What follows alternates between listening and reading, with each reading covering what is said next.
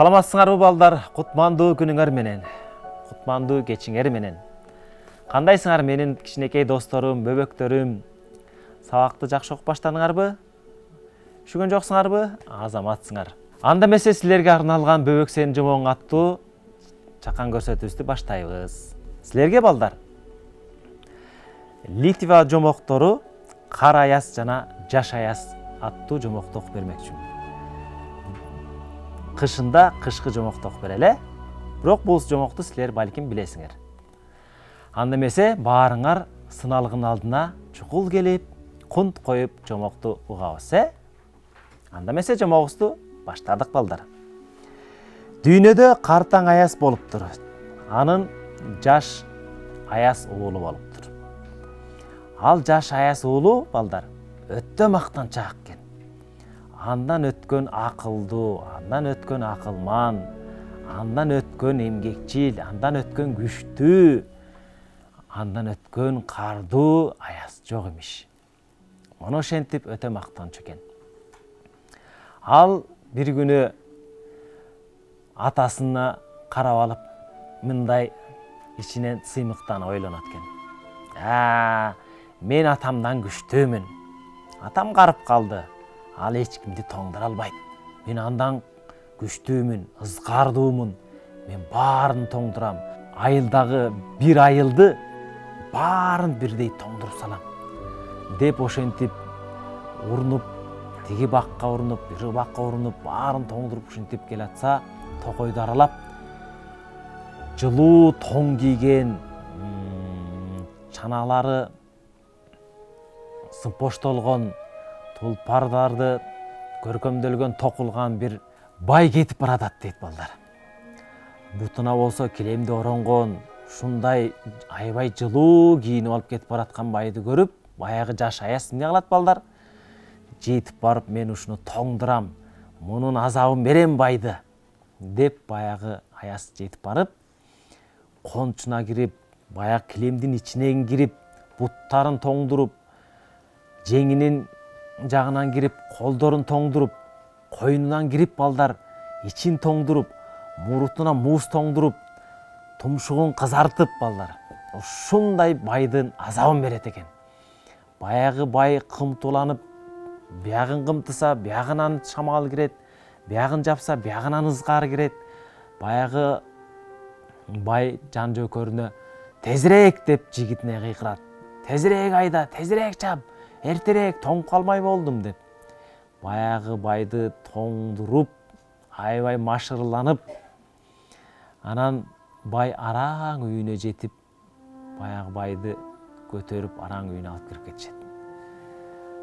Жаш аяз аябай өзүнүн кылган жооругуна машырланып, атасына жетип келип мактанат экен балдар.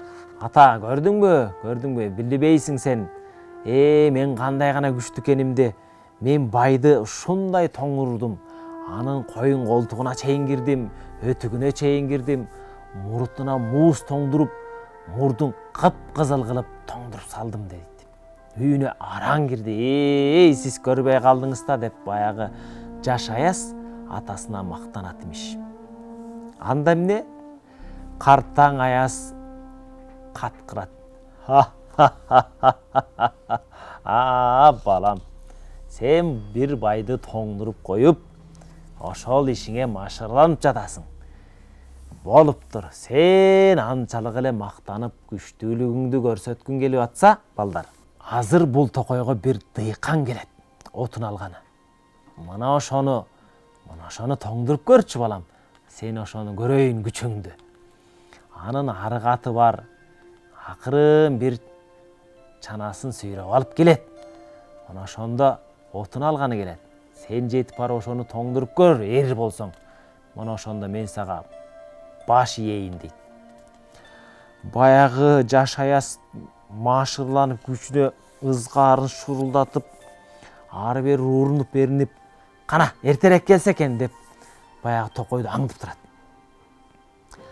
Анан бир убакта эле аргыраак, торугураак атты бир жаман чанасын сүйрөгөн, жупуну кийинген эмне келатат балдар? Бир дыйкан келатат.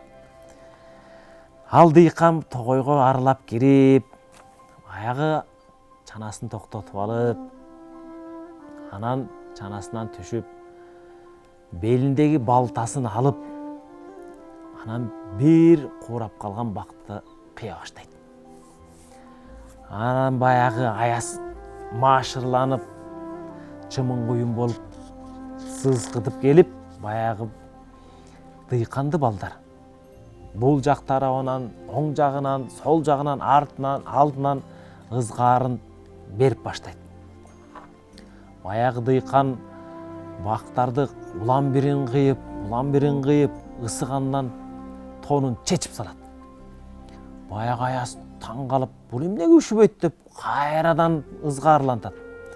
Баягы тумагында ыргытат, башы боргулданып, тердеп иштегенге балдар. Иштегенде ысыйт да адам, туурабы балдар? Тердеп кургап, колундагы мээлейин да ыргытып, балтасын колуна алаканын түкүрүп алып, улам берин кыя берет. Баягы аяз жини келип, балдар, муну мен азыр азабын берем. Мээлейин ыргыттыбы, ошо мээлейин ичине кирип алайын дагы.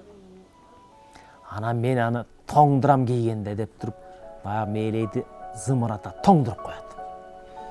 Отундарын кыйып бүтүп дыйкан, баягы отундарын арчындап арканга таңып, чанасына жүктөйт. Анан жүктөп алып, тонун кийип, балтасын белине байланып алып, балдар, баягы мээлейди кийейин десе, колкабын кийсе, ушундай кытчыраган капкатуу болуп тоңуп калган экен. Баягы дыйкан чечип, жерге коюп алып, анан тиги талдан бирди кыркып, анан баягы сойыл менен анан мээлейди сабайт экен, балдар.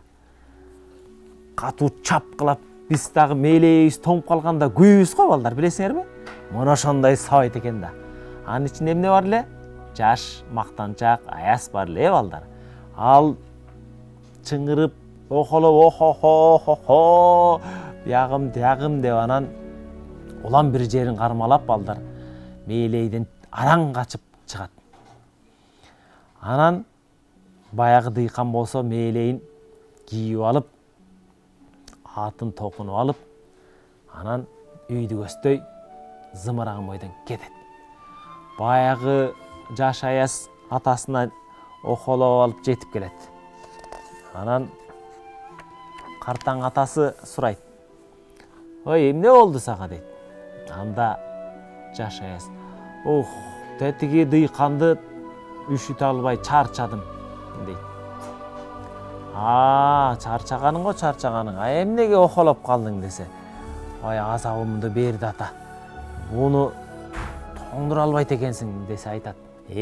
Балам, көрдүңбү" дейт. "Сен иштебеген жалкоо байды тоңдуруп мактанасың, иштемчил дыйканды тоңдура албай, мына охолоп каласың.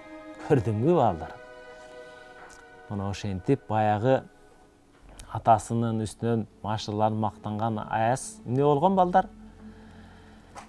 Мактанычы тилекке каршы тиш капкан экен. Ушуну менен жомогубуз бүттү, балдар.